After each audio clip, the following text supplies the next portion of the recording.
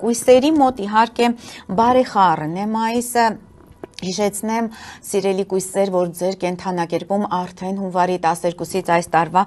գտնվում է այդ դժնդակ հարավային լուսնային հանգույցը կամ կետուն,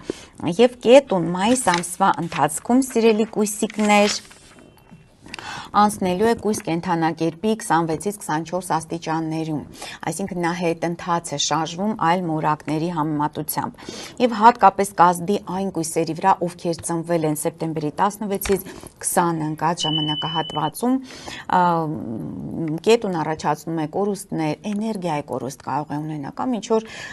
ֆինանսական անգամ կորուստներ, դե իհարկե